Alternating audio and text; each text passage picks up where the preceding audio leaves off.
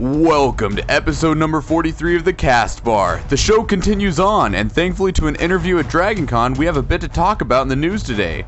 As always, a full show is on its way to you with a closer look at gear sets and bonuses, another point of listener mail, and a review of Bloodmaul Slag Mines. Thank you, and enjoy.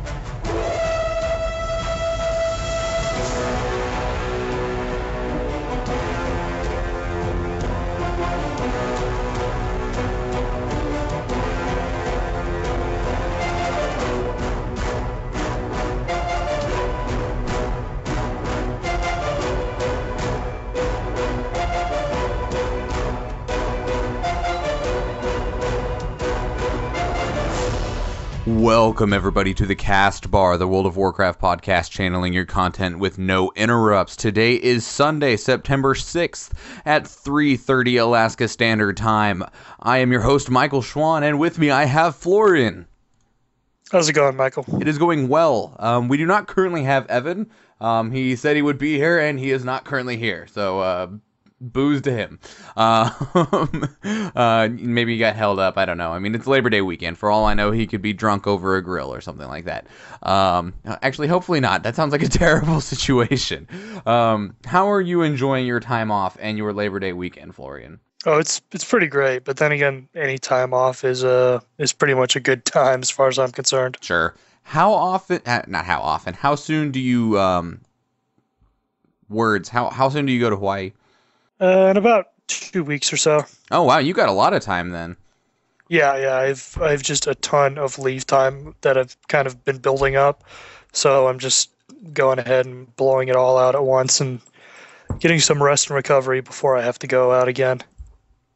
That's pretty nice. Enjoying it? Oh yeah. Well, yeah, it's okay.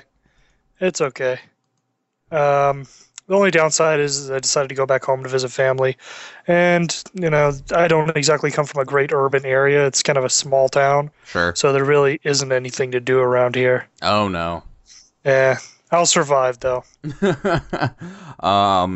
Yeah, I had a 4-day weekend this week thanks to Labor Day, and we went to the state fair and had fun there. And then the rest of that, I have been sitting here just enjoying not having to go to work. Although last night and this morning, I've been making my brain want to explode because I'm going to be changing recording programs soon. We're going to be switching over to Adobe Audition. Adobe Audition, and it's real good and real cool, but it has that word Adobe at the front of it, which means that it's really complicated. So I've been going through lessons and stuff like that, and it's a slow going process, but it's really cool everything that program can do once you figure out how to do it. I mean, it's the audio equivalent to Photoshop. So sounds like that's going to be pretty exciting once we get that up and running. We'll get there eventually, but for now, we need to get into the news.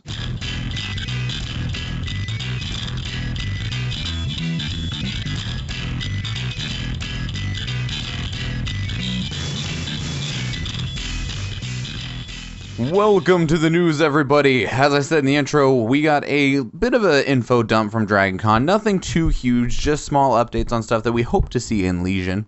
Well, that they hope to see in Legion. The first point is that we got some information about the Demon Hunter again. The Demon Hunter will be starting at level 98. Pretty safe to assume, Florian, that means they'll be leaving their starting area at 100? That sounds pretty safe. It wouldn't really make sense to leave it anything less than 100 and just redo Draenor content. Yeah, we did that with Death Knights, and I didn't enjoy that when Death Knights were new. I don't enjoy doing that now. I mean, I think the whole concept of a hero class means we just need to just immediately start at whatever the current content is.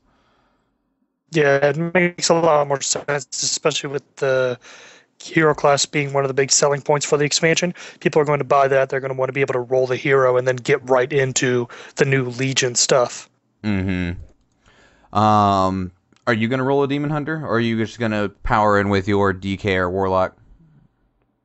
I haven't really decided yet. I'm definitely going to roll a Demon Hunter at some point because I can't not have one. Because everybody needs to? Yeah, pretty much. I probably won't main one for a while because I imagine there will be a glut of them, especially at the beginning of the expansion. Just like in Wrath, where when you roll to DK, you often wound up in groups with at least 3 or 4 other Death Knights. Mm-hmm. So I can imagine the same kind of thing is going to happen here. So I might wait a little while on the Demon Hunter. All right. I haven't decided yet. I mean, I might just jump straight into Demon Hunter. It really depends on the information we get as we get closer to Legion. Next, there was a lot of debate when they revealed Double Jump on whether Double Jump was going to be available anywhere, specifically in PvP, because of the whole thing around arenas. Being able to double jump allows you to get to not necessarily inaccessible areas, but it creates shortcuts for demon hunters that other classes wouldn't have access to. And they did say that double jump was going to be available anywhere, and that includes battlegrounds and arenas. Do you have any thoughts on this, Florian? I think it will be very interesting to see how that affects future design decisions, because when they design terrain, they're going to have to design it around the ability of the Demon Hunter to double jump to prevent them from getting an advantage over other classes. Or I wonder if maybe other aspects of the Demon Hunter class are nerfed and weakened a little bit to sort of make up for that extra mobility. It'll be interesting to see how that plays out game design wise. Well, one of the things that's most interesting to me, the one that I immediately think about is, I don't know the name of the arena. There's an arena, I believe it came out in Miss Pandaria. There's 2 big concrete pillars in the middle that people normally use to hide, and then there's 2 little raised platforms on the side, and it's a little snowy arena area. And those little arenas on the side, they're raised up with these little fences around them. And if you are especially a cast or anything like that, one of the things you'll do is you'll go up onto those arenas, being a little turret off of there, and then as soon as the melee comes up to come around to get you, just jump off.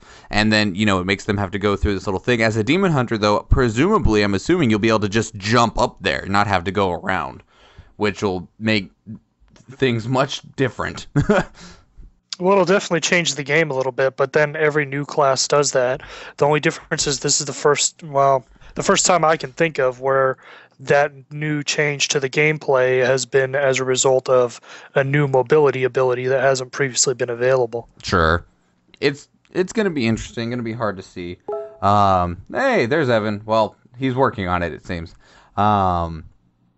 It's just going to be interesting. I have a feeling it's going to change a lot of things in a lot of ways. And me, as a squishy priest, I am going to probably regret a large amount of what's happening when it comes to demon hunters. So, moving along, though, survival hunters are going to get an ability to throw their weapon and pull mobs to them. So, Scorpion? I'm looking forward to the same thing we saw at the beginning of Wrath of the Lich King, where everyone with a Death Knight had a macro where Death Grip would yell, "Get over here." I can see that happening again. I think this one's going to be more accurate compared to Death Grip, because, I mean, it's literally like throwing a little spear and, pulling them back to you like Scorpion does. The only thing, though, is this that much different from Death Grip? It seems like it's just going to be the exact same thing. Maybe. Mechanically, it looks very similar, but we'll have to actually see what the ability does and how it works before we can make any kind of judgment on that, really. No, I make all my judgments without any thought to them. Snap judgment right now. Okay, I mean, it's your life. So, I don't know. I mean, it'll be interesting. I mean, they're going to have to do a lot of work when it comes to survival hunters, because you think they'll just reuse a lot of stuff they had in the past? Maybe. I can think of quite a few abilities from the past that were consistently useless, like the old Raptor Strike and Wing Clip that I would like to see come back and actually become useful things. But they'll definitely have to create some new abilities and design some new stuff in order to make survival hunters, melee hunters specifically, a viable thing, because they were never really viable in the past. There were a few tools here and there, but they're going to have to build on that significantly to get a functional melee hunter. Sure. What do you think, Evan? You think they're just going to rehash a bunch of abilities, or you think they're going to overhaul completely and really go in deep? I think we're probably going to get a mix of both like usual. Some abilities completely reworked and some ones just tweaked a little bit so they're mostly recognizable. Okay. Going alongside this, they said that most specs are going to be getting overhauled again. Why do you think do you think they're just constantly not happy with the state of specs and classes as they go on, or do they think that if they keep overhauling specs, I mean, it makes them new and interesting? I mean, I know most players, either don't care or get grumpy at, oh man, you're changing everything over on me again. No, I mean, I really like when they change my class around. I don't like when it gets completely nerfed to the ground, so I don't feel like I'm effective anymore. But getting to learn a new rotation, over the years, they've changed classes over and over and over again. So I think it's usually in a good direction. It introduces some freshness, and rarely has a class ever been kind of killed for me because of a change they made, honestly. It all seems to be improvements, like quality of life especially, and then going into this thing where they keep on repeating ad nauseum, this making each spec have its own kind of identity. And I think the changes they introduce are almost always cool. Sure. Well, we also were informed that a lot of specs are going to be getting new resources. The only example they gave that Shadow Priests are going to be losing their Shadow Orbs, and it'll be changed to a new resource called Insanity, which, oh boy. I'm so ready for that. I thought that Warlocks were the heavy metal class, but evidently that's changing. Nope, you're wrong. Shadow Priests, through and through. Apparently, we are the ones who are true. Like, I know we do, like, mind flay and crazy mind stuff, but I never really thought of that as us being, just outright delusional, insane, crazy. Well, crazy. Well, it tends to happen when people meddle with fell energies. They become kind of... like I don't know, emotionally, functionally retarded, like Gul'dan, they become super evil, not just regular evil. They become like Deathwing too, a crazy kind of evil that kind of defies, principle and manners, honestly. Sure. Next one. New Moonkin models. Space chickens unite! You are finally getting new models. When the Druids got new models, like in Cataclysm, they did not get a new chicken. So that Boomkin model is still old and ugly. It's about the only way that I can describe it is old and real. It needs some help. Did they post pictures of the new model?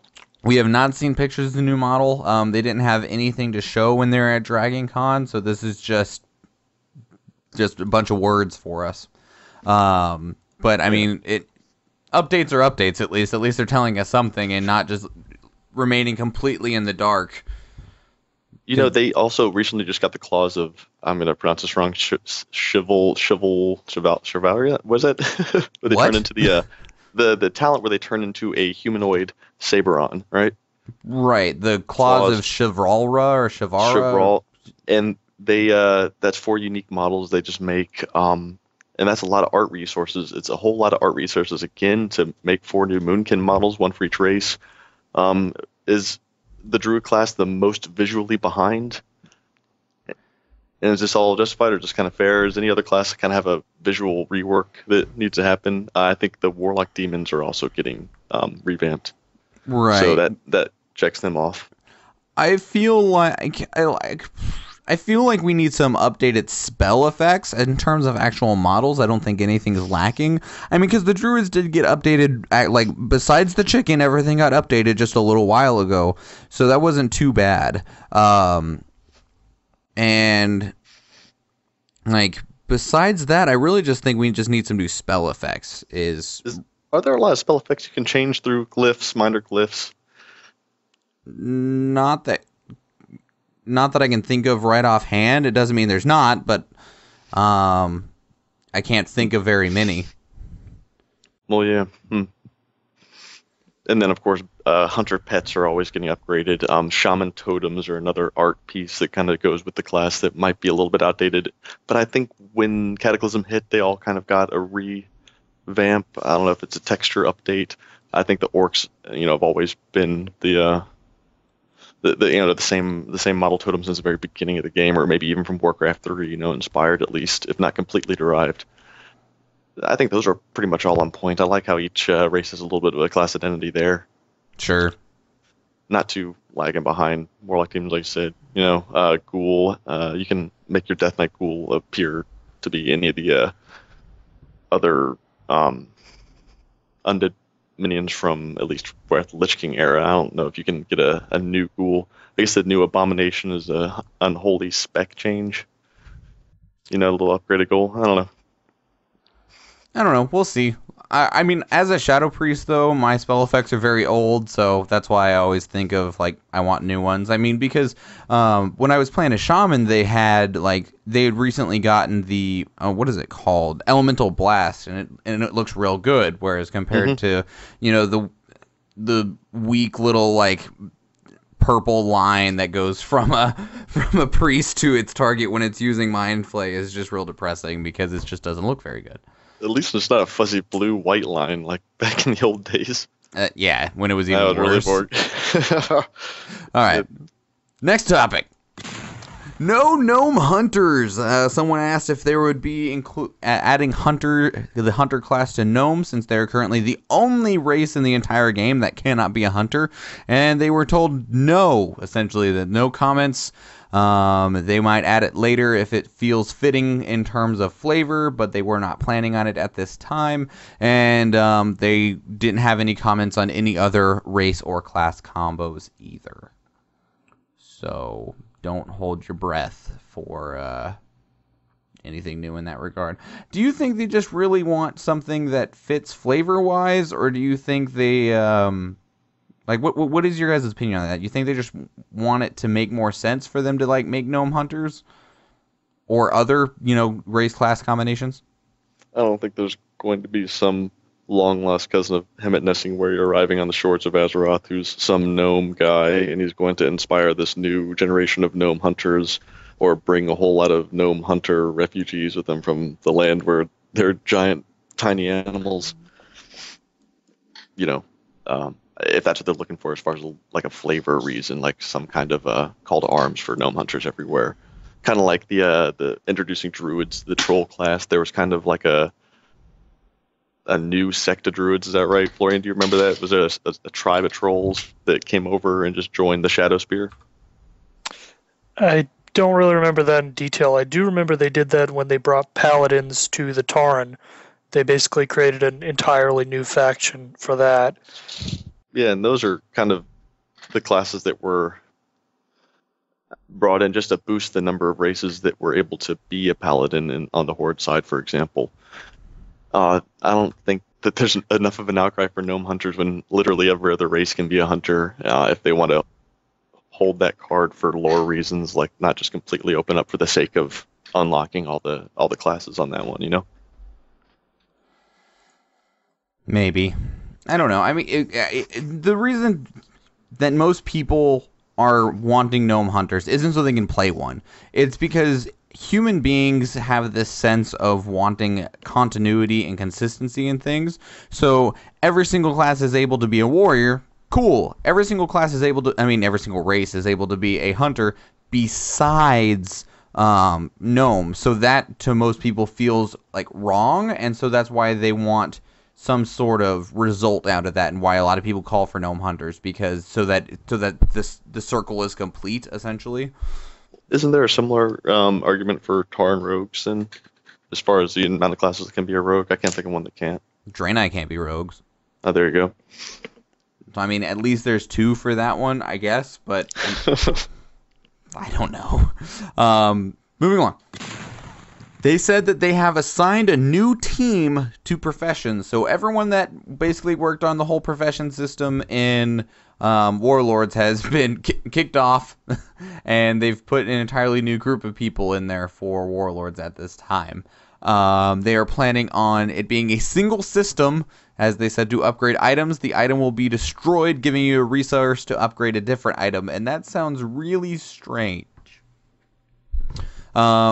You are going to be getting crafting items and materials from dungeons, and there will not be a daily cooldown on your crafting ability, although you will still be limited to 3 crafted items on your person at a time. That seems like the weirdest change of all. If I want to invest all my time in crafting and have a full suit of crafted armor, I should be able to do that. Just make it so you can't sell them, or make it so that you're limited by doing these constant dungeon runs, you know? Well, you could still sell them. I mean, because you can sell all the ones that you can make now, and they just become soulbound when you equip them. Right. It's just, I guess they don't want. I mean, everyone has, not obviously not everybody. Here we go. What? Maybe if blacksmiths could equip a crafted item in all slots, do you guys think that would be fair? If they made it themselves, maybe some other limitation? Maybe. I mean, first, do we think that they're going to be doing this universal profession system like we had for Warlords, where you can kind of make everything? Well, without the continuation of the garrison, I don't think that's going to be happening, because the garrison was instrumental in making that happen. So I think we'll go back to where everyone has their own specialty and their things that they specifically can make, which I think that's definitely going to be a good move and help it a lot. What's your guys' opinion on this whole crafting materials from dungeons? I think it's a pretty good idea.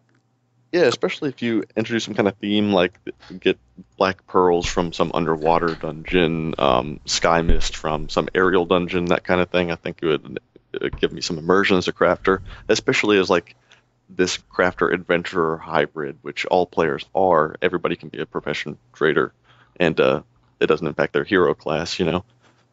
So I like that kind of thing, going out and exploring other places rather than just farming ore in the world, you know. Mm-hmm. Plus, you're collecting something even though you're not a gathering class. You know, you could be a tailor and a blacksmith and get items from both from dungeon runs, farming them, so to speak, without having to be a miner. So it can just break up the monotony a little bit. I think so, yeah, some variety. But of course, telling a player they have to do something is never met well with the vocal opposition. Sure. Transmog. They said that the new system might be account-wide. They haven't confirmed that yet. And on top of that, there is not going to be a tabard slot. For people that collect tabards, there's a tabard you get for having a bunch of tabards. I think you have to have like 25 tabards or something like that. And there's some people that try to collect those, and tabards, well, they take up a lot of room, just the same as your transmog gear takes up a lot of room. And so people have been asking for void storage, not necessarily void storage, just like a tabard storage, essentially, where kind of like what we're getting with the transmog system, where it just files it away as you own this. A lot like actually how the heirlooms work now. So while we are getting that system for transmog, we, one, don't know if it's going to be account-wide, and two, it won't be for tabards. Yeah, weird. I don't know. It seems like they'd be able to treat them all the same as far as introducing the tabard system into the transmog system. If you own the tabard, you can transmog it on, but I guess they made tabards not a transmogable item or item slot, and transmogged tabards are not really easy because tabards have a completely different code kind of thing. I call it the original backpack paradox, why they can't increase the size of the original 16-slot backpack. Well, that being said, and I didn't throw it in here, they did say that they might have an update to the backpack, so awesome. Maybe. We'll see. It's a little hard to say at the moment, I suppose, but I want a 28 quest long chain in order to upgrade the backpack size. I'm just really hoping that we get this transmog system to be account-wide, because there's a lot of times when you're like, okay, well, I'm running this old raid, and there's something in here that I want on, like my priest, but it also has a chance to drop a bow that I want on my hunter, and sure enough, when you're in there on your hunter, it drops the staff you want for your priest, then you run in there on your priest to hopefully try and get it on your priest, and then it drops the bow for the hunter, and then you're like, I quit life. At least that's the way it feels. So, I mean, I'd want it to be account-wide so that we could have this continuity, essentially, for getting things how we want and when we want, instead of just chancing it most of the time. Well, if you have the original Tier 3 Naxxramas, like warrior armor, for example, that's really expensive on the Black Auction House, right? Then you could wear it on your Paladin or your Death Knight without having to get those really expensive items, and that would lessen the value of those items if you did stake up. all of them out, you mean? So you'd have to still maintain those class-specific limits, as far as your tier set armor. Right, and they actually clarified that you wouldn't be able to use something that you wouldn't normally be able to use. So, give it to me now, like. Give it to me, baby. Yep. Yeah, moving on from that one. And I quote, this was their exact words, dungeons will absolutely be relevant again. Yep. They're going to implement this by making the capital city inside of a dungeon. Ew. Yeah, it's going to be Dalaran, and everybody's going to be there, only it'll be inside a dungeon. Yeah, just ew. I don't want that to happen. Oh, Blizzard. Bunch of insane magicians. I like the idea of dungeons being relevant, though. I don't know what they mean by relevant. Dungeons were relevant in vanilla until you surpass the item level of the items that drop there, of course, and dungeons were relevant in Miss Pandaria as long as you had something to buy Valor points with, which Blizzard kept relevant by letting you upgrade your items over and over again. So, yeah, in what way is this going to be relevant? Hopefully a good way. Yeah, probably by keeping the community doing dungeons past the point where they've fully geared up from dungeon gear.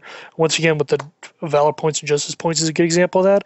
And actually, getting crafting items from dungeons is probably going to do a lot for this, because I'm sure there will be a lot of people who are running dungeons solely to get materials for crafting, and that'll probably keep the dungeon scene alive. Materials for crafting from dungeons reminds me of the heroic primal nether drops in the Burning Crusade. Maybe? I don't know. I didn't play in Burning Crusade. So Yeah, I don't have a whole of, lot of input on that one. There was a bind-on pickup crafting material, which is like, I'm a leather worker, I'll craft your epic leatherworking patterns. But I have 7 of the primal nethers that you need because you can't trade those to me. I have to have those in order to make the item. So kind of like frozen orbs or chaos orbs from Cataclysm, or exactly, or even almost like Spirits of Harmony from Pandaria. Yeah, back when they were still binding pickup, which I think was for the entire relevancy of the expansion, right? Correct. And yeah, they dropped at the last boss in a heroic dungeon in the Burning Crusade, so people would farm them just for that. And then, of course, they open them up so you can find them in the auction house these days. But that was a way to make people keep on running dungeons, which is not too terribly different from Valor Points. I mean, you would only do it if you are raiding, I guess, and you need to collect those materials in order to make the raid gear that drops as a leatherworking pattern. Another thing I haven't seen in a little while. We didn't get any of that this expansion, did we? No. Maybe not even the one before it. The only thing that we really got from dungeons this expansion was the... what were they called? Like the iron pauldrons or whatever and stuff to be able to make the transmog gear. Oh, yeah, the Iron Horde scraps. Yeah. Well, not just the scraps, the actual pieces that you needed to make things. But those only drop on dungeon bosses? Those only dropped from dungeon bosses. Oh, well, interesting. There you go. Moving along. Yeah. There we go. Illidan will lead the Demon Hunters against the Burning Legion. So I guess we know which side he's on now, and he's on our side. So that jig is up. Yeah, poor Jig.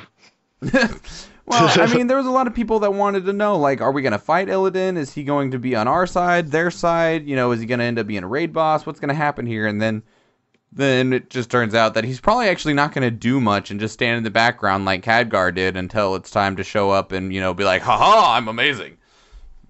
Yeah, I think there'll be a lot of that, which is what we call fan service. Can you imagine what the cinematics are going to be like? That'd be pretty cool, though, right? Some fully CGI'd Illidan in action going on. That's actually going to be pretty awesome to check out. If not for anything else, I'll make a Demon Hunter just for the intro experience. What do you think, Florian, Mr. Lore? How does this sit with you? It's okay, I guess. It makes a lot more sense than Burning Crusade. At least during Burning Crusade, I was honestly confused as to why Illidan was considered a bad guy, because as far as I was concerned, he was still pretty much on our side. He was opposing the Burning Legion. We were against the Burning Legion. It seems like a pretty good deal. But for some reason, we killed him. This makes a lot more sense cooperating with him. So I don't really have anything against it. It was Maeve's fault. I wonder how the Wardens will factor into this whole thing. Certainly they'll be a part of the intro experience for the Demon Hunters as they're kind of escaping or doing whatever they do with the intro. I'm sure they will be very upset. I don't think there'll be a theme for that the entire expansion. I think pretty much after they're introduced, they'll bury the hatchet. What do you think? The Demon Hunters or the Wardens? I think they'll both bury the hatchet with one another relatively quickly in the expansion, rather than dragging out that conflict for the entire time and having Maeve be a ever-present kind of villain thread. What direction you guys think they'll take it? I have a feeling we'll end up killing Maeve as part of the Demon Hunter starting zone. Ooh, wow. Florian, do you think we'll kill Maeve? Is she really that bad a character? I never played through the Black Temple, really. She's kind of insane. I want to see what Matt Bergeron thinks about that. Isn't he the leader of the Night Elves right now? Technically, Tyrande is. Oh, is that right? Yeah, technically Tyrande leads the Night Elves, and Malfurion is her husband. What were you about to say, Florian? We'll see with the Wardens and the Demon Hunters. I don't really want to try to pick a side right now. I think it would be interesting if they had an ongoing conflict. That way we could have a class that's, for example, we've got the Warlock class. Warlocks are inherently not very good people. They're supposedly evil and despised in Azeroth, but you don't really see this in-game because everyone is just okay with you walking around with your little demon companion following you. I would like to see an evil class that's actually abhorred by the populace of Azeroth in-game. So seeing actual real continuous conflict between Demon Hunters and Wardens would actually be interesting. It would add a lot of flavor to that class. Yeah, interesting. It's almost like the experience you get walking into your capital city after finishing the Death Knight starting zone, but only, lasts a little longer, that kind of thing. But if Maeve was kind of in charge and held most of the Night Elf sentiment, that might be why we attacked him at the beginning. If you said that didn't really make too much sense after Illidan had turned against the Burning Legion to go after him. If she was one saying, yeah, we should, then maybe that's why we're still kind of saying that kind of thing. You have the Night Elf Warden still walking around inside Darnassus and the Night Elf cities, is that right? Are they an NPC that's really common walking around? No, they're very uncommon. Oh, is that right? Yeah, you don't see Wardens very often, ever, anywhere. Huh, well that would be interesting then. Yeah, I think if they could keep that thread afloat, it would be a good thing to have constantly in-game. If they only kind of did it so that it was tacky or kind of a gimmick, or they drew it out longer than they should have given the amount of effort they were willing to put into it, then that's another thing. I'd rather have them end it quick, get that, bury the hatchet, and then move on, so you're not trying to drag this awkward kind of story that we have believed through the entire expansion. I'd rather them focus their efforts, if they need to, on the more relevant storylines. Okay, so we're going to take an inappropriate turn for just a moment. Isn't bury the hatchet also an innuendo for sexual relations? Not that I'm aware of. No, but I'm looking it up in a dictionary right now. Okay, because you keep saying, I hope they bury the hatchet. I'm like, does Evan just want to see a warden and a demon hunter bone? Is that what he's trying to get at here? No, you're talking about bury the bone. Bury the hatchet is making peace with an enemy. Burying the bone is what I'm finding on Urban Dictionary is to be what you're referring to. I'm going to move along now. Florian, tell us about time walking. Time walking is still a thing that exists, but now you actually get rewarded for it. In what way? Starting with the new Wrath of Lich King, I think, time walking event, you're going to get the time walking badges. I can't remember the exact name of them, but they are badges. Get 5 per boss you kill, 10 for the final boss of a dungeon, and 10 more for each random dungeon you queue for and complete. And apparently the first dungeon in each event is going to drop a quest item which gives you 500 additional badges, which sounds like a lot of badges until you realize that the mounts that are available from time walking cost 5,000 badges each. And apparently Blizzard has said they want this to be a long-term sort of investment from the player that they spend a long time working to get these mounts eventually. I mean, what do you guys think about this? Is this too long of a time scale for a reward? Evan, you're the one that said you'd rather grind than have luck on your on the luck base. So what do you think? Yeah, I think this way you get 500 for the first dungeon of every event, which is every couple weekends, and then just wait for 10 events and do my one dungeon each event, and then I'll have the mount kind of guaranteed. Makes sense in throwing the entire weekend at it, which I think people are going to do. But you get 30 per run without a limit. They're probably going to run it over and over again and just get it in a couple days, unless they introduce some kind of limit. I personally think it's fine. I mean, they give you the option to really grind away at it if you so choose, if that's what you want to do. So, I mean, I think that makes it fair in comparison to all things. So, I mean, it's your choice. I mean, if you want to grind, you can run them like 10 times over the weekend. That gives you an additional 300. If on the average is 30, so plus your 500, that's 800. I mean, you could easily do this actually in like 2 or 3 weekends and get the mount. Yeah, I like having the variable chance, especially if the mounts themselves are really worthwhile. I haven't seen the mounts themselves, the time marking rewards. Are they pretty cool? Yes, they are. I had to think about what we were talking about for a moment. Yeah, bring it on. I like the variation. So does this incline either of you anymore to do time walking?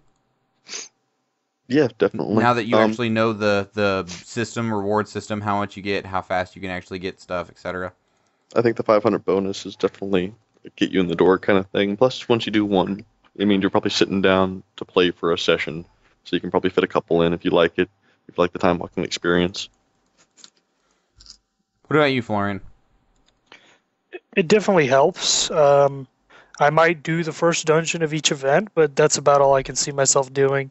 I personally don't get excited enough about mounts to really be willing to ground it out, although some people have. I know there have been at least a few posts on Reddit where people have already gotten the time walking mount in the first weekend. Whoa, go. Presumably by grinding nonstop. But I can't bring myself to do that. Yeah, I couldn't do that either. That's too much. But we know some people certainly can, right? Yes. Those zombie grinders. Is there anything you've ever zombie grinded, Florian? Just until you had it. Nothing I can think of off the top of my head. I would do that with my leatherworking daily cooldown in Miss of Pandaria, where every time you did the daily cooldown, you got a chance to learn the recipe, and 99% of them were PvP recipes, but you had the 4 relevant PvE items, man. And then grinding leather for that thing, because you could just make a high item leather item if you got a ton of the regular old hide, so just over and over and over again. What about you, Michael? Does it have to be a successful zombie grind? No, sir. It does. No, it does not have to be successful by any means. Okay, because I have zombie grinded pretty hardcore on Stone Core before. Well, obviously no success, since I still don't have the mount from Silt Hide or whatever his name is in there. Slab Hide. Lots and lots of zombie grinding on my hunter, but 1% chance is 1% chance. I mean, you can do it 1,000 times and still not have actually gotten it to drop, much to the dismay of many people. If you try again and get it on the first try, does that make you lucky because you got it on the first try, or unlucky because it took you 1,001 tries? I'm pretty sure you're still unlucky. That'd be convenient, though, right? Depends on your definition of convenient. I mean, you still have to go through 1,000 runs. Yeah, but at this point, it's all behind you. All you have is your last run ahead of you if it drops on the first go. I think you're just taking your time. You demonstrated the resilience to getting 1,000 runs, and then you also demonstrated your patience by waiting 18 months before doing the last and final run. Okay, yeah, I'm just moving along from that horrible sounding... yeah, I don't even want to think about it. Evan, tell us about other MMOs. So in the news, we have WildStar. Is it going to the free-to-play now? Yes. So You used to have to buy it in order to play it, a la Guild Wars. No, it is free. Download. So League of Legends style, so in-game purchases to make a little money, but feel free to go ham starting September 29th. I'm probably not going to try it unless I get really bored. Sometimes I get really dang bored, and I'm willing to try just about anything, so I'm sure probably in the future. I tried it very recently. As part of the Humble Bundle, you got WildStar and a month subscription for $1, and I was like, sure, I can pay $1. Why not? I don't like it. I did not get very far in that game. I'm pouring coffee, by the way, if anybody caught a sound of that dribbling. I like coffee. Send some my way. I think there's seriously. actually some in the kitchen right now if I wanted to just like scurry away and go get some, but I'll be okay. I would say it would be cold when it got to you, but it's unfortunately already cold. Aw, don't drink cold coffee. That's gross. No, I don't mind. I'll microwave it. Jeez. Okay. Anyway, besides that, so WildStar, Florian, you're going to be trying WildStar on the 29th? Almost certainly not. It really just doesn't interest me. It hasn't done anything I've seen that has really blown me away or gotten me really excited. Player housing, dog. The player housing is really good, but that's not enough to save an MMO. That's true. Right. So anything WildStar did do to capture your attention, they really got all over the news for me. They got on MMO Champions front page. I saw some gameplay videos, and it seemed like it had really colorful, cool style, so I got to check out the art style of the game, decide I didn't like it at that point. So at least they got that far. A lot of games rise and fall without me even ever hearing them, much less seeing a picture of the gameplay footage. So I think as far as getting out there and getting exposure, I think they did capture an audience of people who did like the game, just maybe not a very big audience, and definitely not most of WoW's audience. I think the whole thing is just real sad. Like, it doesn't do anything for me in terms of, at least WildStar didn't. Yeah, but they're on a news show and they're getting talked about, so at least they made it that far into the public eye. Sure. Beyond that, we got Guild Wars 2, base game free to everybody, no subscription. The expansion is going to cost some money. I haven't seen an official price yet, but I presume it's probably going to be like $40. So, Guild Wars 2 already is not a subscription game. It's buy to play. You buy it once. Is that correct? And you can play forever? Correct. That's how Guild Wars has always been. You just buy the box, which is normally $40 to $60 depending on the game. And then after that, you just get to play it as much as you want forever. Yeah.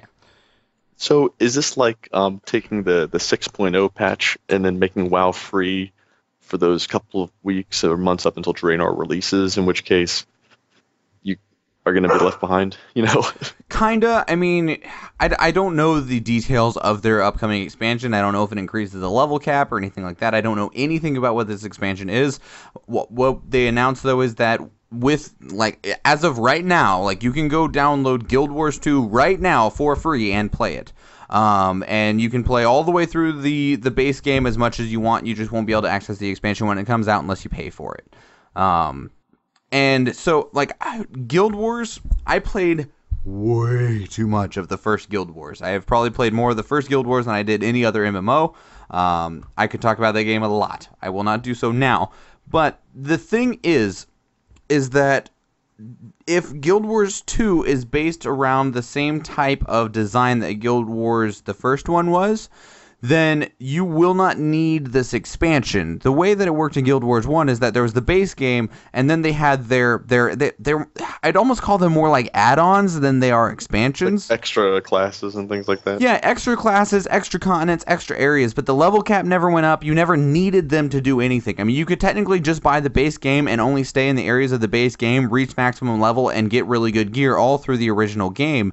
It was just there was more things to see, more things to do, more places to go, more things to learn, and more classes and stuff that were available because of the expansions. The only exception is, and like you could buy, like, and it's almost difficult to call them expansions because they had Guild Wars, and then they had Guild Wars Factions, which was like it was very Oriental themed, so think like Mists of Pandaria, and then they had like Guild Wars. Oh man, what was the other one called? Guild Wars Nightfall, I think is what it was called, and that one was very Egyptian basis. But you could like Oldham. Yeah, you could actually buy any one of these, and that could be your quote-unquote base game. You could buy Guild Wars Factions and only own Guild Wars Factions, and only play in that area. And then once you bought Nightfall or the original game, then you could go to those areas as well. Wow, the original game was a separate continent entirely? Yeah, all of these were completely separate. Completely separate. You didn't need any of them to play with the other ones. With the exception of the last one they released, Guild Wars Eye of the North, you had to own the original game to go there, because it continued the story from the original game. But all the other ones... That's outrageous. You could... you could just own and play Nightfall, or you could just own and play Factions, or you could own Nightfall and Factions and not the original game, and just go back and forth between those two. That's why it's hard to call them expansions. Because so it's like if you only bought Miss Pandaria under this kind of system, you could make a panda and level them from 1 to 90 and play all of the in-game Miss Pandaria content. Yes.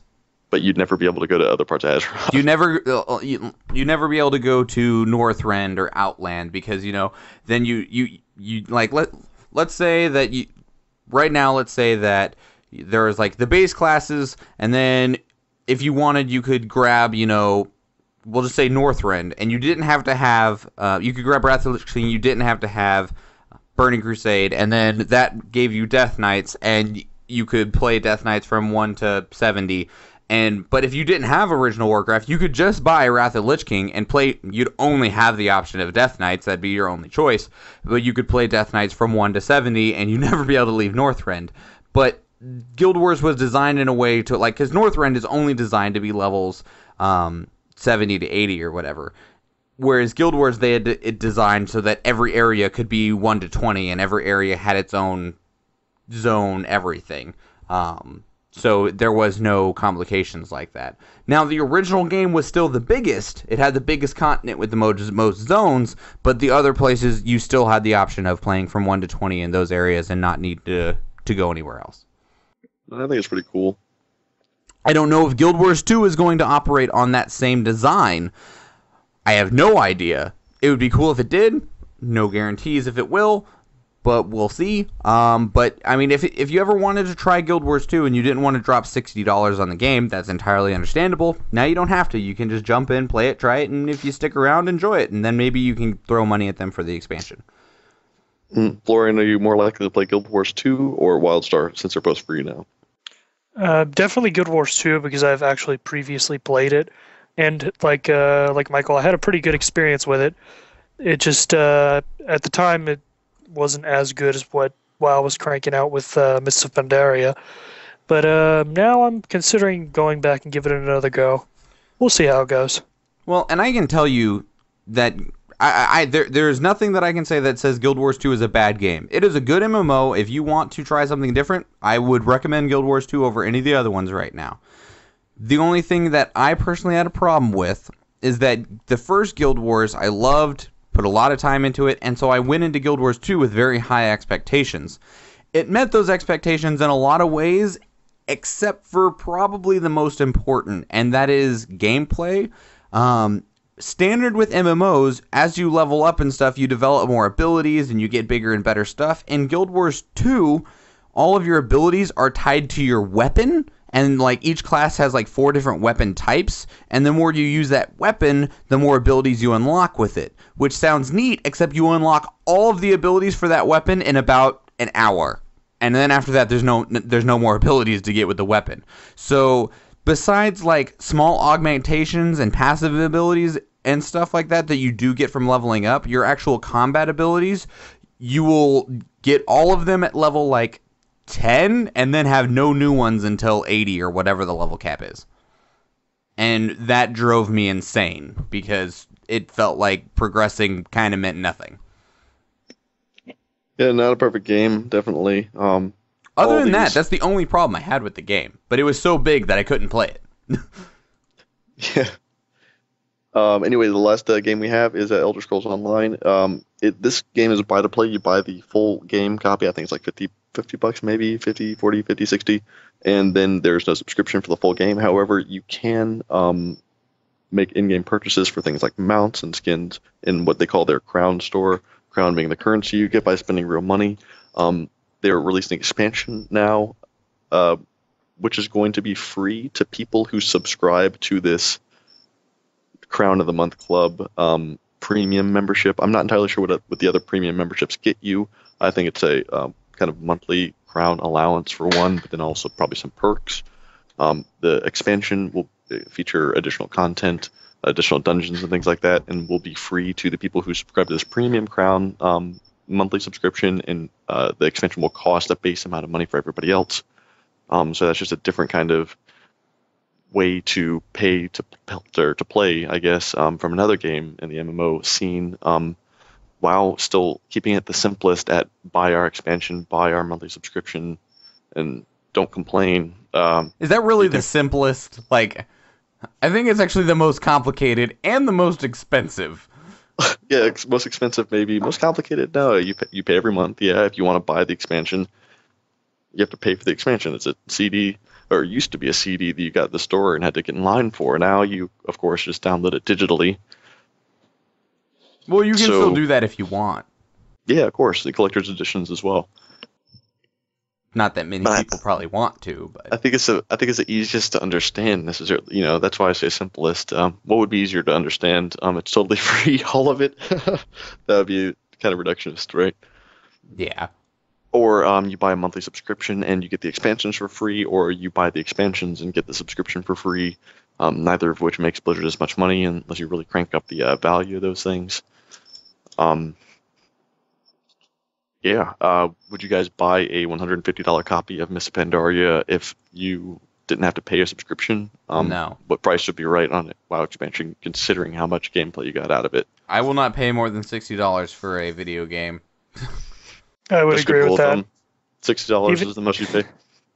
Even with a massive amount of gameplay, it's like as soon as you start charging more than $60, it just feels really weird and, how should I put it, bizarre, I guess. I mean, it seems like $50, $60 is kind of a standard price, whether your game is 10 hours long or whether you're selling somebody maybe like an Elder Scrolls game that has maybe 100 or more hours of gameplay. I would just feel weird paying any more than that. So that's probably why downloadable content's so popular. I could see that Miss Pandaria costs $60, but the Throne of the Thunder King patch costs another 10 or 15. How about that? 10 yes, 15 no. Well, 10 you can get a sweet transmog helm. That's not exactly an entire content. No, those are 15. Oh, those are 15. So yeah, I think it'd have to be at least that much. I mean, a dang cosmetic helmet or this whole patch. But a mount also can cost up to 30, so that's half of the entire expansion. Like, for one thing that you trot around on. Definitely a lot of ways to spend money in WoW here, without even getting into multi-boxing, which was really popular in Miss Pandaria, which is a whole lot of money thrown down for all the previous expansions. We don't have to get into that, but all these different games have completely different ways to pay. And do you think this really has a big impact on the kind of players it attracts? I don't know. Florian, are you inclined at all to pick up Elder Scrolls Online to play it now that you don't have to pay the subscription on top of it?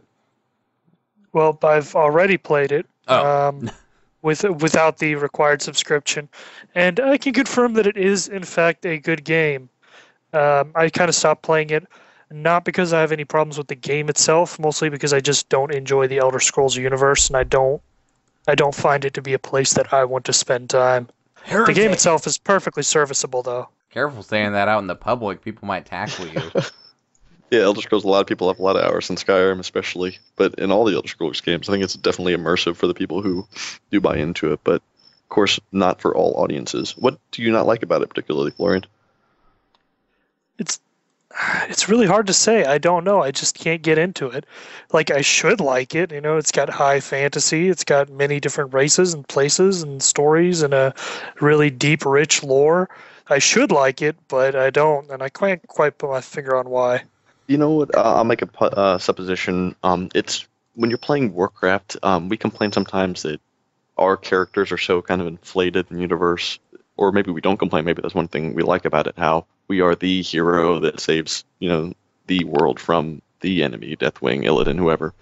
In Elder Scrolls, it's a lot more subtle. You're more of a regular guy, so the vantage point's a lot lower. You can follow the action if you want to, but a lot of times it's easy to get kind of sidetracked into figuring out what's killing this guy's goats, and hunting down the chupacabra in a cave, which is actually a guy who drank a potion that was given to him by a necromancer who's conning people in the city, kind of thing. So you're like, where's the where's the big deep story here? Well, there isn't one. You're on a side quest, kind of thing.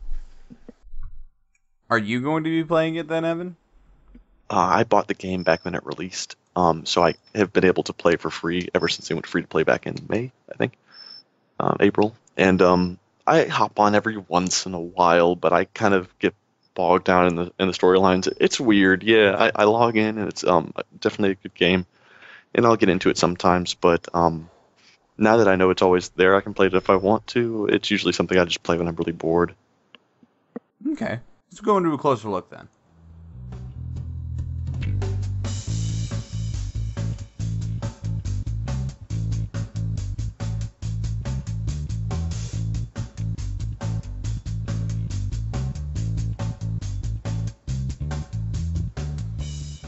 Welcome to a closer look, everybody. This is a small section we do where we talk about something in Warcraft that isn't necessarily newsworthy. We just want to give it a little bit more discussion. This week we're going to be talking about gear sets or sets of gear. Think of like your raid tier, tier 17 or whatever that makes your lightning bolts hit for 50 million or however much, or things like that. Your PvP set. This is the idea. Of just, you need to get, your 2 pieces, and then once you get 2 pieces, you get your 2-piece set bonus, and then 4-piece set bonus, and so on and so forth. And we're going to be talking a little bit about those, and the different places, areas, as well as the power levels and design. So first, I think one of the original ones that we can talk about is, it used to be that there were dungeon sets that would give bonuses, right? Way back in vanilla? Yeah, everybody just given numbers to the tier sets. I don't know what tier we're on now, 28 probably. There was 17, 18? Yeah, there was a dungeon set, which was called the Dungeon Zero set, and then they upgraded it with that series of quests at the end of vanilla where you could get your Dungeon 0.5 set, and then Tier 1 was your Molten Core set. And these used to be 8 pieces. The dungeon sets as well were 8 pieces. There was one that was kind of visually and statistically tuned to one class, but a priest could wear the Warlock set and vice versa. They were just item type restricted, not class restricted. And there were also some sets that fell outside of the normal class arrangement, like of the Dungeon Zero sets with the Feral Heart, and there was one set for a Warlock, one set for a Paladin, one set for a Warrior, ostensibly. There was also a cloth set called the Ironweave set that would give you bonus armor on a cloth set. So if you're a Warlock tank, then you'd want to pick that up, but that was outside of the class assignments. The Postman in the Live and Undead side of Stratholme had a Postman set if you summoned him by looting the post box, and those would give you some run speed and things like that. That was a cloth set. There were crafted sets that would give you bonus fire resistance, for example, if you had both pieces. This was for Blackwing Lair and Molten Core, because that was back in the days when you had to stack a lot of fire resistance, and that proceeded in the Burning Crusade as well. So a lot of different kinds of sets, and there aren't all that many kinds of sets anymore, are there? Nope, pretty much. Going forward now into Legion, the only thing we are going to have is the raid tier sets.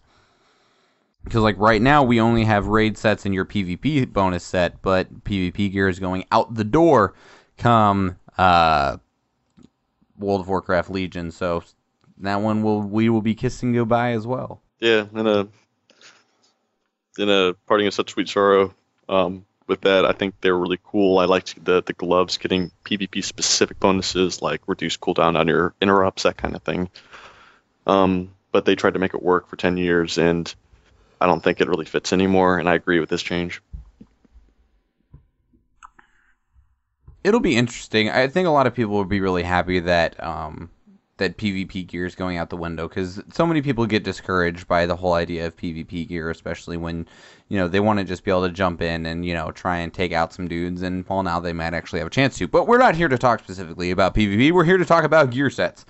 So with the dungeon sets didn't live much longer. I don't even believe that they put in any dungeon sets into Burning Crusade that gave a stat bonus, did they? No, Burning Crusade was a lot more obsessed with sockets and socket bonuses. Got to push that new profession. The professions themselves, tailoring, leatherworking, blacksmithing, had sets for level 61 plus. They're like level 61 to 64, and those would give set bonuses. They were limited by armor class, not specifically for classes either. So kept going a little bit. Or are you saying with the strength of the dungeon set from level 60? No. No. Go ahead. Well, because the dungeon sets in vanilla, they actually gave a stat bonus. Like there was male ones that would give like a plus 10 bonus to strength or whatever, where Right. when you got like 5 pieces or however many. Whereas now we don't have that anymore. Even in Burning Crusade, there wasn't any, if I am not mistaken. Yeah, the right out of the gate, professions could craft like a kind of burnished leather set out of the new type of leather, and those like the leather set, the cloth set, the mail and plate sets for your leveling up professions would give those set bonuses too. And questing around in level 70 in Burning Crusade, you could get from the dungeons another leather set, a cloth set, a plate set that would give set bonuses as well. So that was all the way through the Burning Crusade too, if I remember correctly. Florian, you want to back me up on that, or am I remembering a little bit wrong? Florian? And then He has abandoned us. Anyway, He has No, abandoned. I'm here. I'm totally here. okay. Sorry, I had a slight keyboard error. I do remember that being a thing. I'm not sure if it was through the whole expansion or not, though. My memory's a little shaky. Those were turbulent times. Right. I'm going to check on Wowhead, but we can keep on going forward with that. I'm almost positive. I'm checking to see whether it made it into Wrath of the Lich King as well with the Cobalt sets.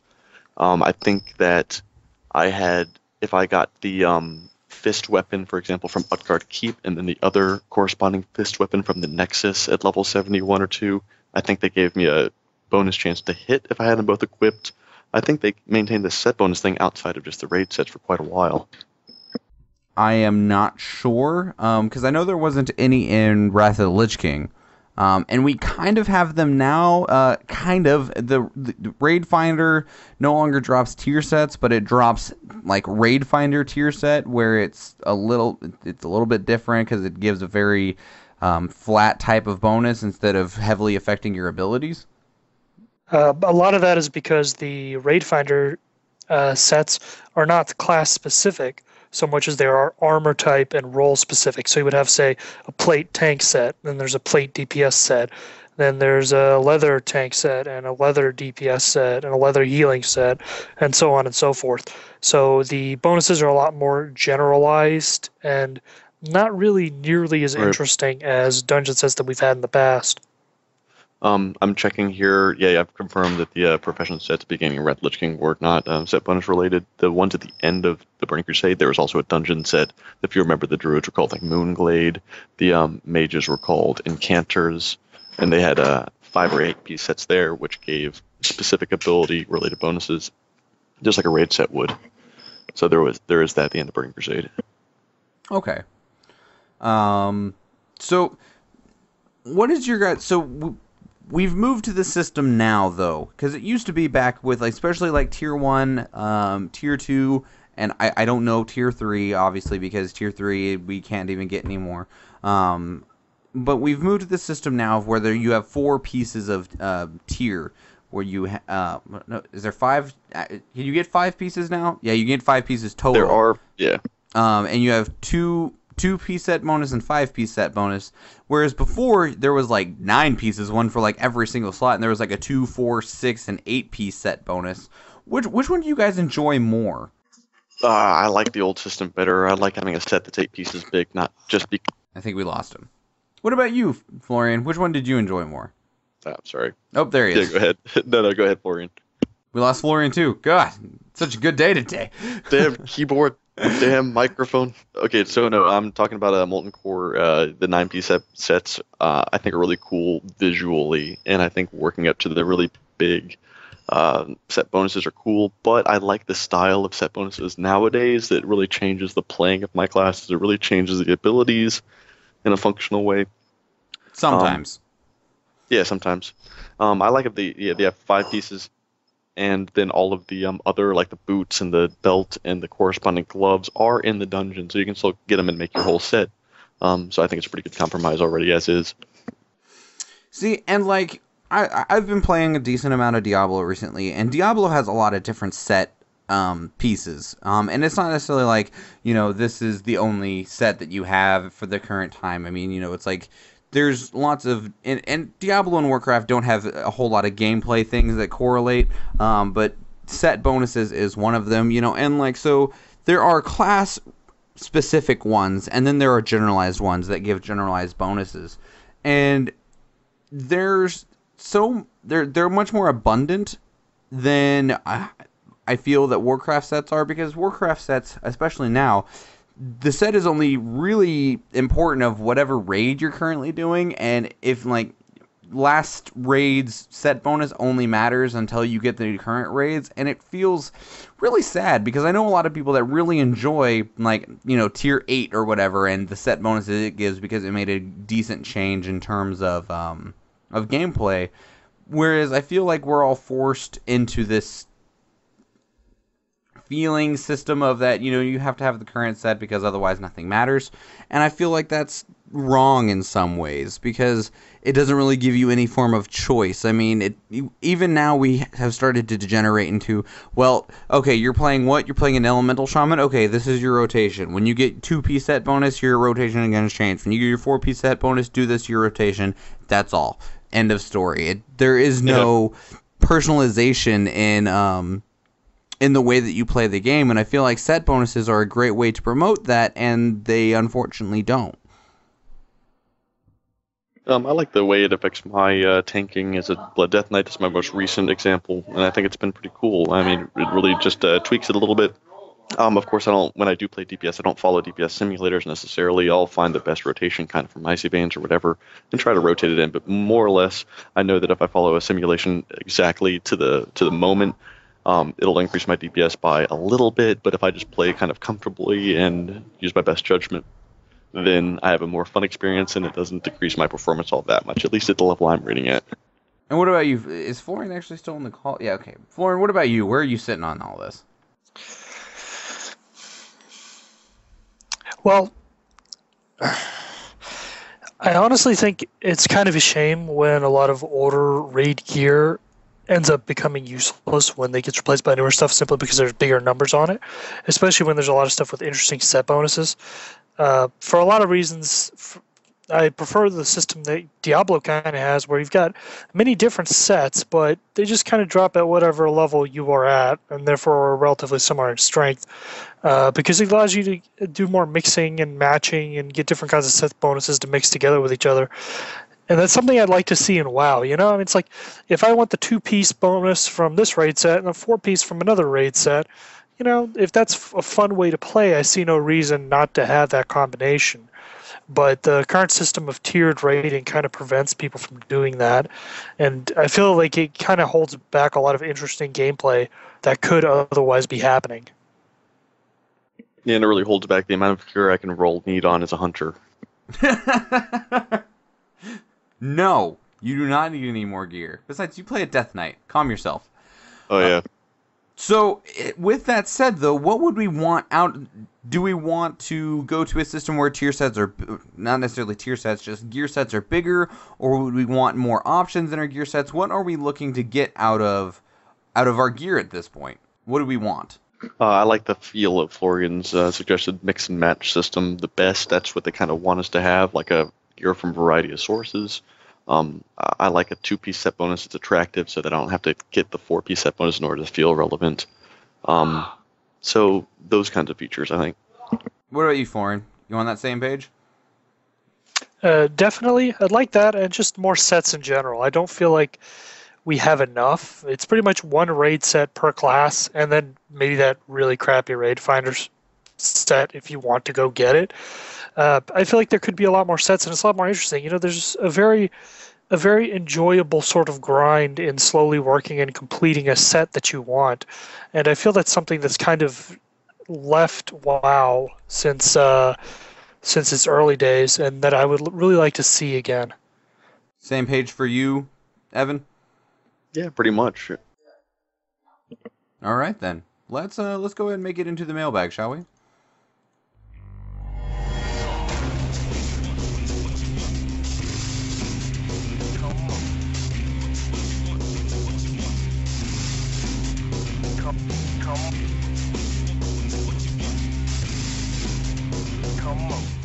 Welcome to the mailbag, everybody. If you'd like to send us questions, feedback, suggestions, or otherwise, please send us your everything at our email at thecastbar@gmail.com. Send us a tweet on Twitter at Castbar Podcast. Call and leave us a voicemail at 508-738-2278. And I keep getting voicemails from CVS Pharmacy. If someone is using, like, and it happened, like, they started up like 6 months ago. If somebody is needing their medication, they need to call their local CVS pharmacy because, well, I unfortunately can't get it to you. That being said, we did have a very long email sent to us last week from a Yantax on the Proudmoore server. He made like 3 different points. We decided that we are going to save one of them for now. Evan, will you please read that second paragraph off for us? Yeah, he says, last one, I know you cover player housing, but we know garrisons are going, and we all share the buy now mundane experience. I'd like to know your views on still having a personalized experience or shrine where you can customize your own little space. The only experience that is personal in WoW are my characters and my garrison. Although not that personalized, of course, it still feels like my own, and he's going to miss that. He says he'd love to have his own place. Don't need to auction houses and the banks, everything. Maybe just a mailbox, and furthermore, just his own space, just to feel like he'd leave something behind and have something you can share with others and collect goods and belongings, like cool little gadgets to decorate by running dungeons over and over in Legions. Would be a reason to keep me running dungeons. So what are our thoughts on a customizable space, not necessarily brimming with functionality and changing our gameplay experience, but at the very least something that is just something that we can personalize visually, if nothing else? What are your thoughts on that, Florian? I think it's great. It's something that I've wanted for, like, ever. Yeah, I think as a group we've always been pretty pro player housing. That's kind of a thing we agree is a good thing that would be nice for WoW to have. And like he says, it doesn't need to be fancy. You know, I don't need an auction house in my house. In fact, it doesn't make sense to have an auction house in my house. It's bizarre. You know, it just needs to be a place that you can have and customize. I like his idea of getting little things by running dungeons over and over. I'm assuming he means something like maybe trophies to hang on your wall or something like that. That could be cool. Yeah, and would be really interesting to say. That would be really interesting to see. I wouldn't mind seeing Blizzard do that. I wouldn't mind seeing this permanent, as a permanent non-instanced installation in a place in the world of your choosing. Just to personalize every server and to be wandering out and see somebody's Night Elf shrine area in Ashenvale if that's where they want to have it, and give us some way to teleport there. You know, I mean, it might look a little bit weird if it gives a factor of convenience, and the outside of raids and the outside of capital cities are kind of swarmed with graffiti, as it were, because people aren't going to spend a lot of time designing these well. But if Blizzard gives us the customization, like with the garrisons, very limited, but all fitting in the design theme such that we can't make this like garish abomination. It's just not possible. I think the entranceways to raid dungeons in capital cities should be crowded. I don't think we should only have Goldshire right there in front of Stormwind. It's an enormous city, whereas the sprawl, I think that would make it a little bit more believable and kind of cool and interactive. I think if they would make it an easy... So... They with the garrisons, they had this like simple transition between like your garrison to the rest of the world, and like every now and then someone would be like, I dropped a Blingtron out front of the garrison, just walk down the road and it's there, and every now and then there'd be like 2 or 3 people there. I think if there was less to do in the garrison, or just not call it a garrison, like put like a little portal or something, like you were talking about, Evan, like right near like the front door to Stormwind gates, kind of like right where you see a lot of people, like people will fly outside of Stormwind, and that's where they'll duel and stuff, because you're not allowed to fight inside the city walls. You put like a portal right there, and the portal, I don't need this seamless transition between the zone to my house. if you just put this little portal that I can walk into, and there's my house, and there's maybe not necessarily a bank, but I would actually kind of like a little stash or something in there, just because I think I like the idea of, well, I left it at my house. You put this little portal there, and if you just have like this little customizable zone for people where no one else can go there unless they're like in your group or something like that, it doesn't need to be like a universal thing that everyone can see, so that if people want to trash it or make penises on the walls or whatever, they can do that. It's their zone to do whatever they want with. Then that's fine. And then if you just have it in that little zone where people kind of already congregate, then you can increase player interactivity by, you walk outside of your house and there's a group of people there. And that would be a way to increase the social factor. Yeah, I like it. You're still talking instance. Do you think it would be prudent to have a stash that's out there in a visible space that you can claim as being just any space that's kind of open and being able to decorate some part of the actual game environment? No. Absolutely not. They'll never touch it? No. Okay. Well, we will never be able to edit the overworld of Warcraft. Like I said, a small instance zone that we load into through a portal or whatever, where I have to watch a little loading bar go across, I don't care. Spare feces on the wall. And there you can, pick up objects and throw them around and situate them all over and, hang gnome heads from the ceiling or whatever. That is all your thing, because it's all in this separate instanced area that nobody else can see, and, Bob's your uncle, have a good day. Yeah, I'm for it. I think they'll probably try to address this. I think that would have more of a immersive quality than void storage, but I think it would accomplish the same kind of thing. Sure. They could even just turn your stash at your house into void storage.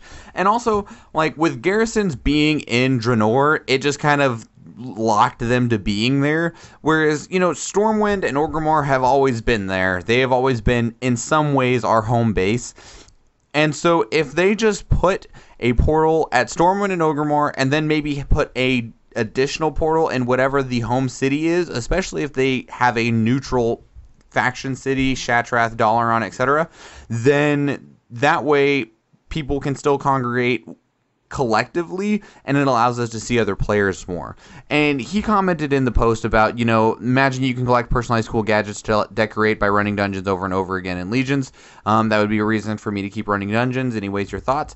We had actually talked about that in the player housing thing of, you can go and run Karazhan, and the curator drops I don't want to call it a toy, but like a accessory that allows you to put one of the little floating brooms that, straight up out of Fantasia style, that go around and broom your house for you. Stuff like that. And that would immortalize legacy content. With Dalaran being the city we go to, I wouldn't object to having like an apartment there and having them provide like a variety of apartments with a variety of racial themes and different locations in the city. And being able to kind of choose which space I wanted to claim, and then be able to customize on the inside and kind of phase it so that I can walk in, but there's no loading screen, and there are a lot of people outside because it's not all that big. Here's probably the game-winning question to both of you. Would you pay real money for that Dalaran apartment for your player housing to access this content? If they said, okay, like Skyrim did this. They had Skyrim, I think it was called like Hearthfire or something like that, and the only thing it added was the player housing, and it was like $20. Would you pay $10, $15, $20 or whatever to unlock this fully customizable player housing? Nothing else, just this player housing, and it adds those items into those dungeons and stuff like that. There is no extra content, no quest or anything like that. Just boom, here's player housing, but you have to give us $20. I'm usually against that sort of DLC microtransaction-y stuff, especially in a subscription MMO. But as a role player, having personal housing would be of such great value that I probably would do that, as long as it wasn't too expensive, because you have to set the bar somewhere. You have to remember Hearthfire was only $5. It was a very cheap pack, but on the other hand, it was for a single-player game where it really doesn't have that much utility. So I could see buying it as long as it's not unreasonably high. I would say $20. Like, would you pay $20? That'd be pretty much my maximum. Anything over that, and it would just be a flat no. Even if you end up not really enjoying the expansion and it only assists you wherever Dalaran is. What? Like if it's borderline irrelevant or not useful in the next expansion after this because Dalaran isn't a centralized location for them anymore. Well, that really doesn't matter. I mean, for me, it would mostly be for role-playing purposes, and, my character's kind of a globetrotter anyway, so it doesn't really matter in that sense. Now, if it were for, like, convenience purposes, then, yeah, I could see where that would be a very quick deal breaker. Well, and that's why I said you could put the house or the apartment or whatever, even in, like, Stormwind, and just have, like, a portal there from Dalaran. Interesting. An apartment or some living space in any city would actually make a little bit more sense, I think, than Dalaran itself. I can imagine introducing a way for you to have some personalized space in the capital city of your race or of the race you have Exalted Faction with, but make a Dalaran apartment a premium apartment. I can see that kind of way to increase the value or add value to that system. I wouldn't pay for it if it was only in Dalaran and it didn't have any kind of gameplay interaction at all. If it was just basically a living space, I don't have as much value in something that isn't interactive like that, so I probably wouldn't pay that, if that makes any sense. And how about you, Yantax? I assume you're listening. Would you be paying $20 for the player housing bundle, as I will name it, the homeward bound bundle, or whatever we want to call it? Blizzard will probably, if they do this, they'll probably think of some crazy name that they name it. What it does is it gives you an apartment, and we'll just say the base model or something is in Stormwind and Orgrimmar. It allows you to fully customize that internal area with some base design and items like, couches and whatever. And it also unlocks the ability to acquire new items and stuff for your house from old dungeons and raids as well as current dungeons and raids, and maybe some random things out in the world that you could just now pick up that, like spawn on the ground or something like that. As well as anyone else listening, would you pay $20 for the Bring Me Home bundle? All right. With all that being said, I am going to click this button as soon as it's ready to be clicked. There we go.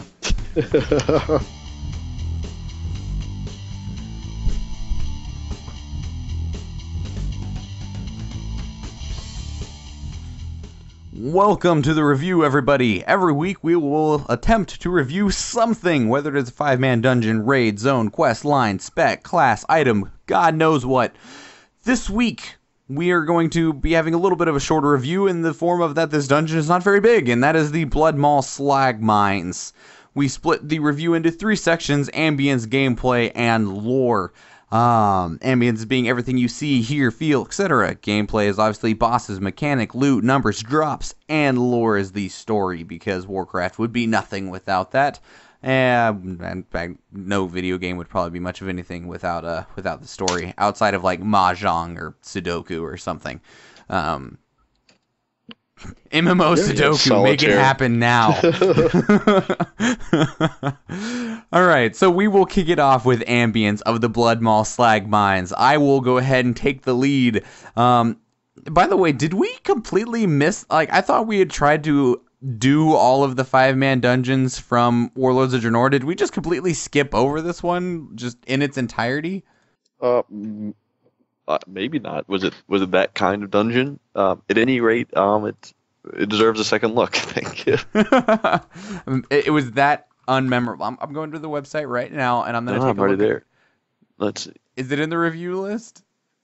Let's see. Silver Shard Mines, Dead Mines, and those are the only mines we've covered, so this is brand new mines for us to mine a little bit. See if there's any precious jewels in the Bloodmaul Slag Mines. I'm pretty sure the only thing in here is lava, rocks, and ogres. I think it's inspiring when there's only 7 screenshots of the whole dungeon. Well, that's because that's the number of screenshots you need to take a picture from every single angle of the dungeon. So when you walk in, this almost makes me think of, if you have been to it yet, the blast furnace that is in that one raid, Blackrock Foundry. Mm-hmm.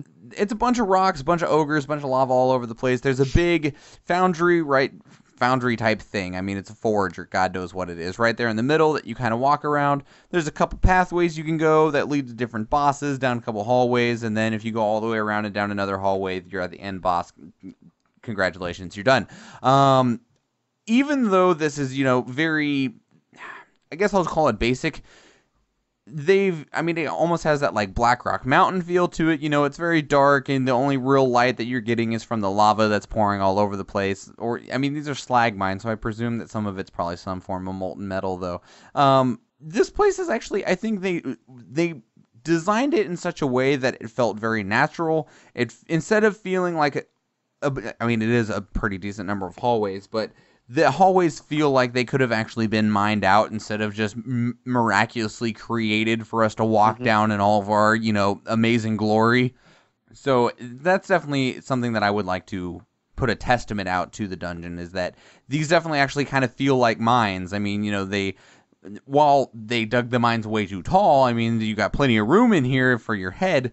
I assume that's because, I don't know, maybe Gruul or something is walking through here. But it does actually have a very natural feel to it. And as we've said in the past, it's pretty hard to mess up stone textures, and that's what the majority of this place is. What were your guys' thoughts on it? I'm agreeing with you there. I especially want to reiterate your lighting comments. A lot of the light comes from the fires and the mines being on fire with pools of lava, and then also the inhabitants kind of burnt to a crisp on the sides of the paths. The wooden supporting beams which are holding up the mine shaft, some of them are just charred and embered, as if one of these fire elementals had just walked a little bit too closely to it.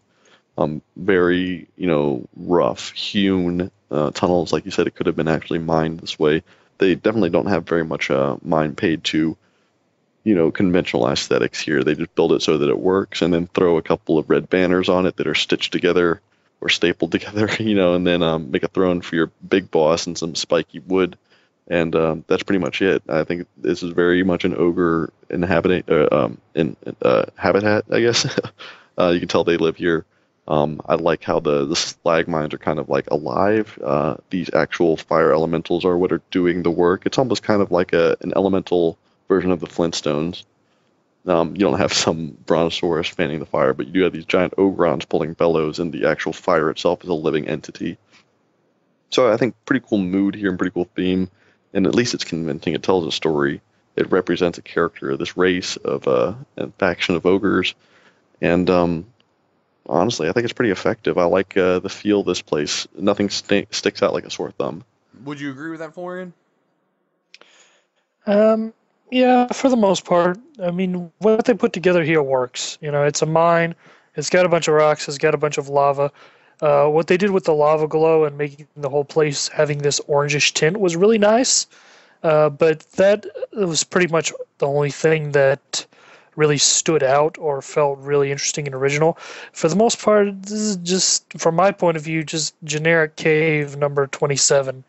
I don't really see anything in here that really pops or looks like it took extraordinary effort, which kind of sets it apart from the rest of the Draenor dungeons, which are generally visually very interesting. So what would you grade it then? Be honest now. I'll give it a B. It's competent and it's well put together. It just doesn't have that extra pizzazz, I guess. That's a terrible word, but it just doesn't have anything to bring it to the next level. As I will probably reiterate at the end of this review, this dungeon, in terms of aesthetics and a few other, almost every other form of our review, is so immemorable that I had forgotten about it to the point that we didn't review it earlier because we wanted to do the Draenor dungeons a little bit sooner, because we launched with the expansion. I had completely forgotten about this dungeon to the point that it's just been written out of my mind. And while while the aesthetics are good, there's, as you said, there's nothing that's really popping out and being like, oh, that's something that I'll remember. It's just here. So I'll be giving it a B minus. I mean, it's definitely above average, but it's nothing at all to write home about. Where are you sitting, Evan? Nothing to write home about. We're still in ambience, right? Yes. Yeah, I would say it doesn't take it to the next level, like Florian's saying. I don't think it really needed to, and that's how I kind of feel. And that denotes a grade of? Did it? I mean, it's basically just the instance that fit the best for Frostfire Ridge.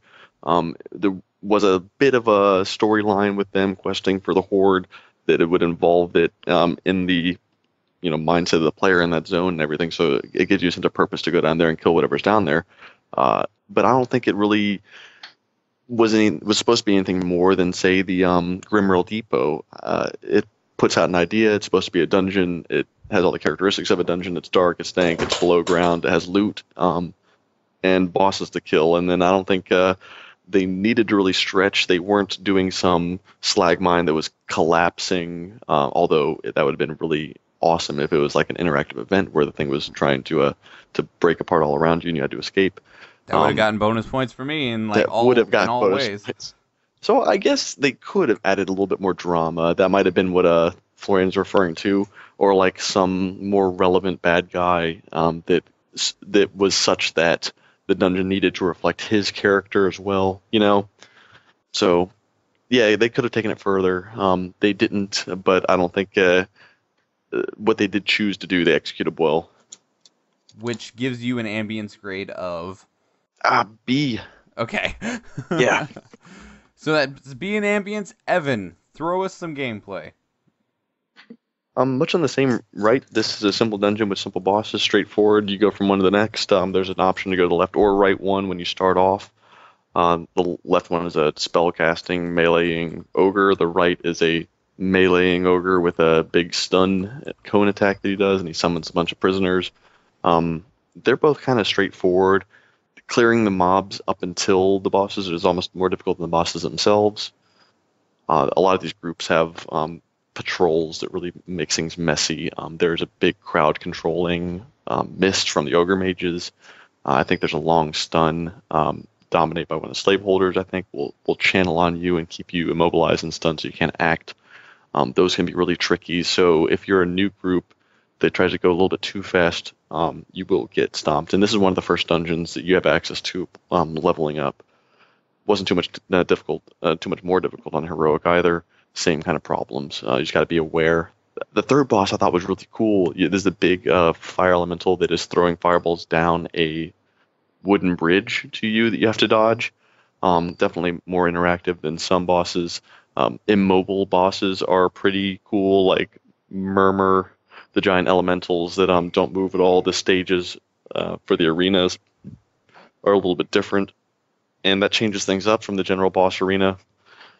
I thought he was pretty fun. He was pretty tough on heroic as well, and then the last boss had some pretty tough mobs channeling or leading up to him. Just big, heavy-hitting Ogorons.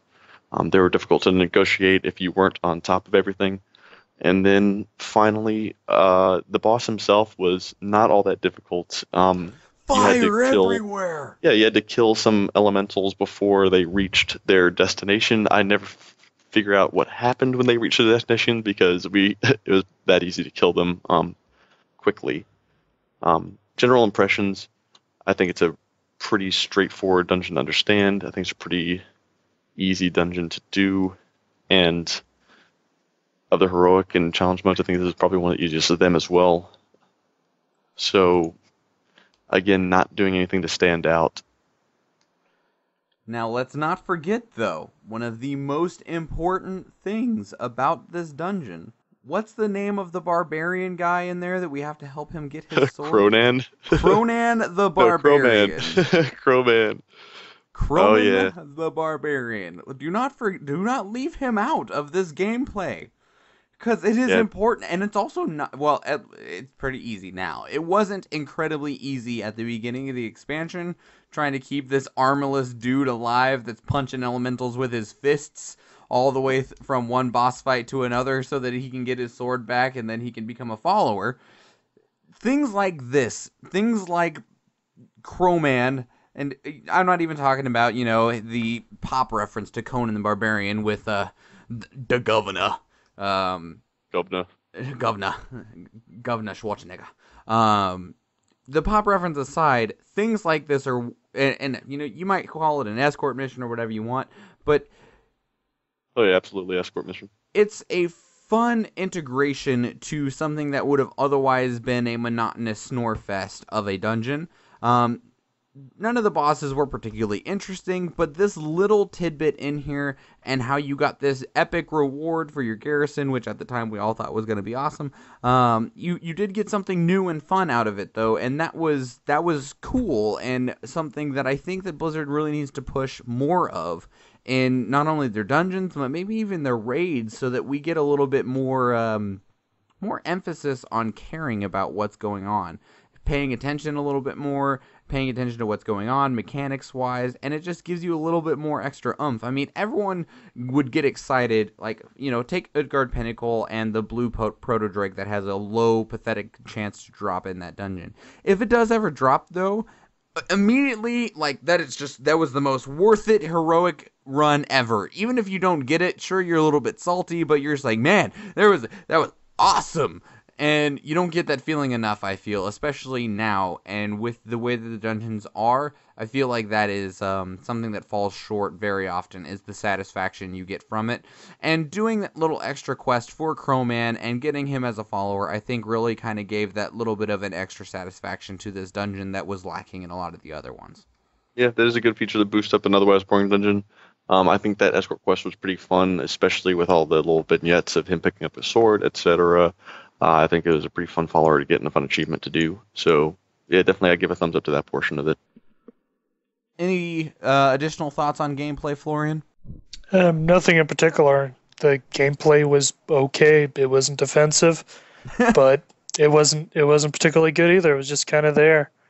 The Crowman was a nice touch, but not enough to save it, in my opinion. Which makes your grade a? I'm going to give it a flat... I'm going to say a C. I was kind of bored, but not too bored playing through this place. It's okay. And Evan, where are you sitting? I'm going to also give it a B on this grade as well, and that's just because I think it achieves the purpose of a dungeon pretty easily. It doesn't make any big glaring mistakes. It's straightforward, and I think it fits a very good niche in a short dungeon, especially if you have to grind a bunch of heroics. It's good to have a short one in there just to break it up. Plus, it lets Blizzard put more long dungeons in without giving me a huge headache about it. So I'm going to say, yeah, effective dungeon B, didn't go above and beyond, but it was well executed for what it was. The trash mobs were kind of tough. You need to think. At least it wasn't a no-brainer. I generally don't like dungeons that are no-brainers. Sure. I will be sitting with a C for much the same reasons as Florian. Crowman was neat, but otherwise the gameplay was just, it was there. It wasn't anything that was inspirational. Again, it wasn't anything that was memorable, and so that leaves me with a C, which leaves gameplay at a C+. Florian, tell us a story. Well, the only story I can really tell you is that there are Bloodmaul Slag Mines, and they're inhabited by ogres. That is pretty much the extent of my knowledge. Unfortunately, there isn't really much, if any, lore behind the Bloodmaul Slag Mines that I have access to. Partly because there just isn't much available, and partly because it's located in Frostfire Ridge, and I'm an Alliance player, so if there are any quests involved with it, I wouldn't know about them. Do you know anything about this, Evan? Have you... they were just a faux leveling up. If you remember the capital city hopeful that didn't end up being the capital city was the Bloodmaul Citadel or Spire or whatever. It's like a big castle inhabited by ogres that we take over in the very beginning of our intro experience. So that is a thing that is about the ogres of the Bloodmaul clan or tribe. That there isn't very much else that would make this, again, like I said, that would give us a big reason to say, let's go down there and kill that guy because he's a guy worth killing. It's more like, here's a thing that's appeared on my looking for group panel. Let's go there because there's some loot for me to get, So just clearing them out for the sake of clearing them out. They're probably helping the Iron Horde forged some stuff, and you're saying, "Hey, Iron Horde ain't here anymore. Get the Yeah, F out." exactly. Or maybe we just had a personal vendetta against them just being allies of the Frostwolf. I don't know why you Alliance guys are in there. I'm sure it's a multitude of reasons, but I never saw any mention. I didn't read little blurbs about each of the individual bosses. Maybe they are tied up in the whole Iron Horde conflict. I'm not positive. But yeah, honestly, if you're gonna put a dungeon that's like a classic dungeon that's underground, how about a mine? And if you're gonna have a mine, where are you gonna put it? How about in Frostfire Ridge? And if you're gonna put it in Frostfire Ridge, who's gonna be inside? I'm gonna say ogres. So, what are we grading this then?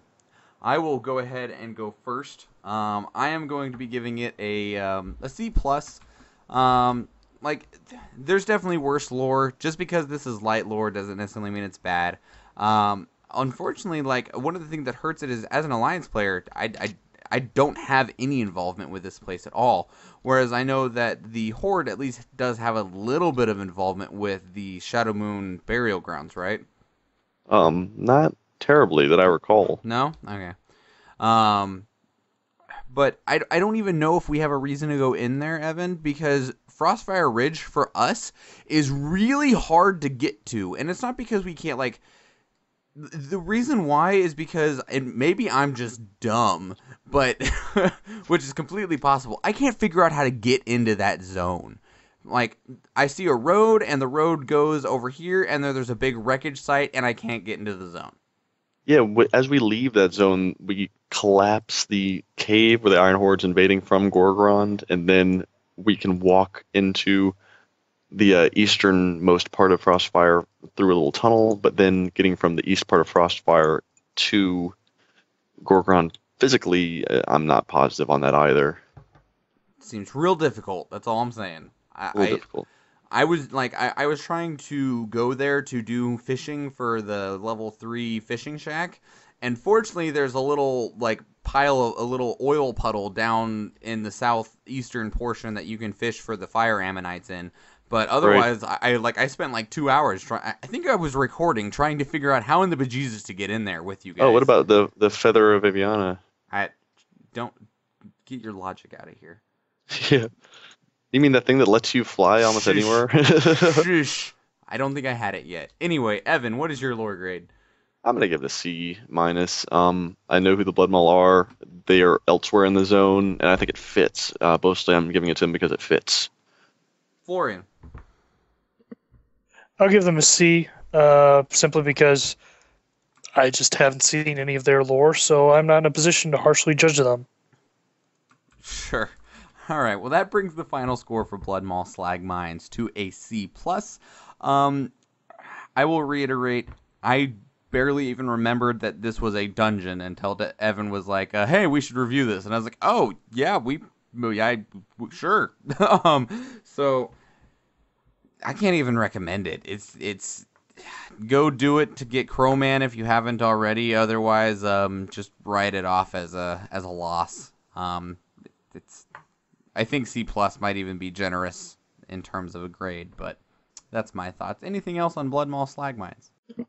Yeah, not really. I think pretty cool dungeon. I like that it's short more than anything. I think that's its best quality, and I think it knows. I think they kind of knew that. You have a short dungeon. How much are you going to really pack in? If the mine was collapsing on the players, that would be awesome, but it wouldn't be short.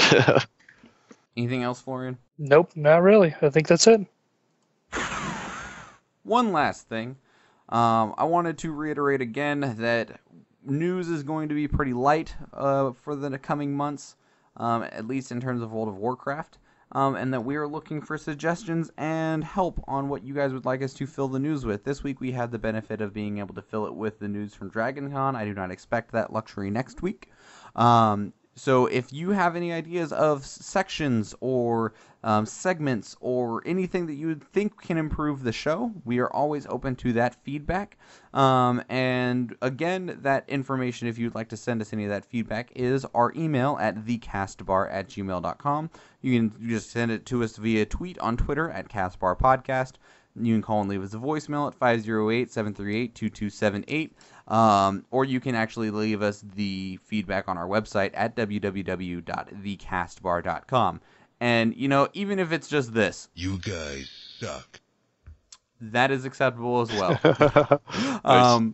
But we are going to go ahead and work on getting out of here. Thank you, everybody, for listening. Thank you for being here on the show. I always forget to point this out. If you want to help the show more than sending us feedback or anything like that, giving us reviews on iTunes is actually really imperative to helping the show.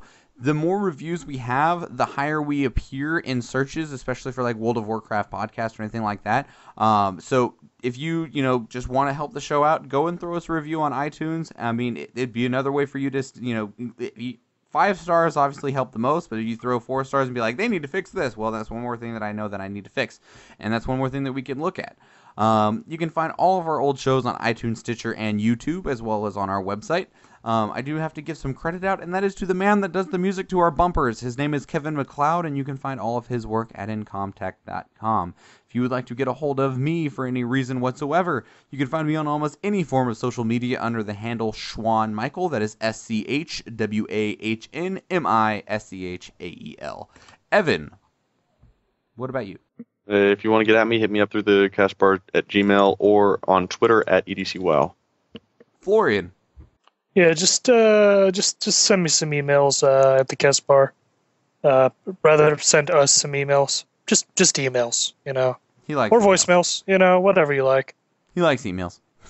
Some kind of mails. He just he likes to hear from you, so that Florian needs the justification to know that he's not just talking to me every day, every week, whatever. And me.